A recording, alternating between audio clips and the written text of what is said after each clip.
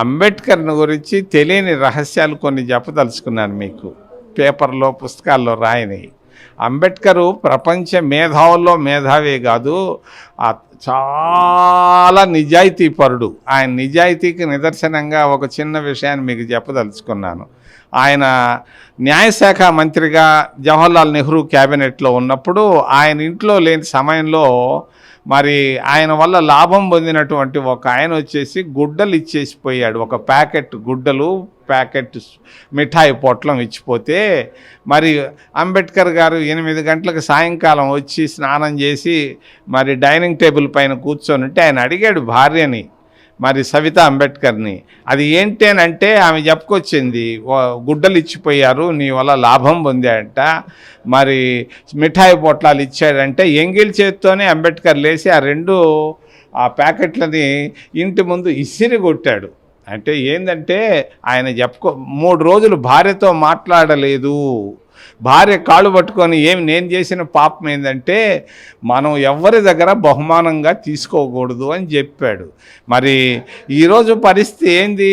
ప్రతి దగ్గర లంచాలే కదా, ఇసుకలో లంచాలు, మద్యంలో లంచాలు, చివరికి ఇళ్ళు కట్టిస్తున్నారు. పేదవాళ్ళు ఇళ్లల్లో కూడా 35% లంచాలు తీసుకుంటున్నారు.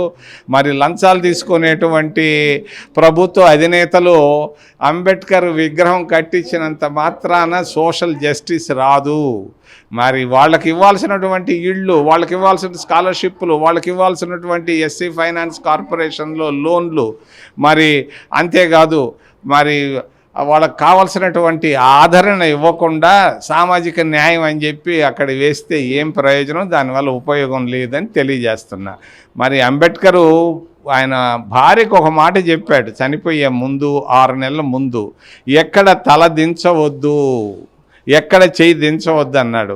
మరి ఆ రోజు నా సిఫారసు ప్రకారంగా పివి నరసింహారావు ప్రధానమంత్రిగా ఆమెకి ఇళ్ళు, కారు, తర్వాత ఆమెకి 25,000 హానరేరియం ఇస్తానంటే ఆమె కాదన్నది. ఏమనంటే అంబేద్కర్ గారు నాకు చెప్పి వెళ్ళారు, నేను మాట ఇచ్చాను, నేను కష్టాల్లో ఉన్న ఆ కష్టాలతో కన్నీళ్లతోనే బ్రతుకుతానే కానీ ప్రభుత్వం దగ్గర ఏమీ తీసుకోనని చెప్పాడు. ఇది అంబేద్కర్ నిజాయితీ, ఆయనకున్నటువంటి ప్రెస్టేజ్, ఆయనకున్నటువంటి గొప్పతనం, ఔదార్యం అటువంటిది ప్రస్తుత నాయకుల్లో, ప్రభుత్వ అధినేతల్లో లేరు. ఊరికే విగ్రహం పెట్టుకోవడం వరకు ఓకే, మేము కాదంటాం లేదు, కానీ ఆ విగ్రహ ఆవిష్కరణ ఎవడో రిక్షా కార్మికుడో పేదోడి చేత చేయించుంటే మేము సంతోషపడి ఉండేవాళ్ళం.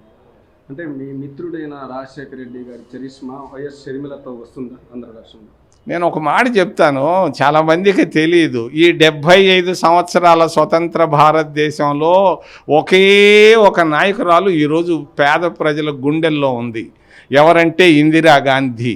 మహాత్మా గాంధీని మర్చిపోయారు, జవహర్లాల్ నెహ్రూని మర్చిపోయారు, అందరినీ మర్చిపోయారు. ఒక ఇందిరాగాంధీ ఉంది. కారణం వాళ్ళకి బ్యాంకులు జాతీయం చేయడమే కాదు, వాళ్ళకి ఇళ్ల స్థలాలు ఇవ్వడమే కాదు, పొలాలు ఇవ్వడమే కాదు, వాళ్ళకు ఒక మోరల్ సపోర్ట్ ఇచ్చింది ఇందిరాగాంధీ. అందువల్ల ఇందిరాగాంధీ అనుకుంటున్నారు. ఇందిరాగాంధీ ముందు ఏ నాయకుడు, విజయభాస్కర్ రెడ్డి, జనార్దన్ రెడ్డి, చెన్నారెడ్డిలు, ఇంకొక రెడ్డిలు చాలరు. ఇందిరాగాంధీ కాంగ్రెస్ పార్టీకి ఈరోజు ప్రాణం. ఇది పరిస్థితి. అంటే 2019లో రాజశేఖర రెడ్డి ముఖం చూసి జగన్మోహన్ రెడ్డికి ఓటేశారని చెప్పి రాజకీయ విశ్లేషకులు చెప్తున్నారు. అదేవిధంగా ఈసారి రాజశేఖర రెడ్డి బిడ్డ అయిన షర్మిల చరిష్మా వస్తుందని కూడా రాజకీయ విశ్లేషకులు చెప్తున్నారు. దాని మీద మీరు? ఈ విశ్లేషకులు పొరపాటు. అసలు ఎందుకు వేశారు? ఆయనకి చరిష్మా వల్ల ఓటేయలేదు. నేను ఎంతో వేల మందిని నేను అడిగాను, ఎందుకయ్యా ఆ రోజు జగన్మోహన్ రెడ్డికి మీరు ఓటు వేశారంటే, రాజశేఖర రెడ్డి చనిపోయాడు కాబట్టి సానుభూతితో ఆయనకు ఓటేసాము, ఈరోజు వేయచ్చు కదా అని అంటే ఒకసారి వేసాము అయిపోయింది అంటున్నారు. ఆ చరిష్మా కాదు, దీన్ని ఊరకే విశ్లేషకులకు తలకాయ లేక చేస్తున్నారు. మరి ఒకే ఒక ఏకైక నాయకురాలు ఇందిరాగాంధీ ఒక్కటే ఇండియాలో ఈరోజు నాయకురాలు. ఆమెను గుర్తుపెట్టుకున్నారు. ఊరకే చెప్తుంటారు ఏ సుబ్బారెడ్డికి చరిష్మా ఉంది, మరి రేబాల లక్ష్మీ నరసింహారెడ్డికి చరిష్మా, ఊరికే చెప్పుకోవడం. కానీ చరిష్మా ఉన్న నాయకురాలు ఏకైక నాయకురాలు ఇందిరాగాంధీ. మిగిలిన వాళ్ళంతా చిన్నోళ్ళే. 2024లో కాంగ్రెస్ ఎలా ఉండబోతుంది? 130 అసెంబ్లీ స్థానాల్లో మేము గెలుస్తున్నాం 175కి. 25 లోక్సభ స్థానాల్లో 20 స్థానాలు మేము గెలుస్తున్నాం. జగన్మోహన్ రెడ్డి గారు చెప్తున్నారు మేము ఇచ్చిన సంక్షేమ పథకాల ద్వారా మాకు 175 సీట్లు పక్కా వస్తాయని కూడా చెప్తున్నారు. మీరేమో 132 సీట్లు వస్తాయని మీరు చెప్తున్నారు. ఆయన మాట నమ్ము, నేను వద్దన్నానా?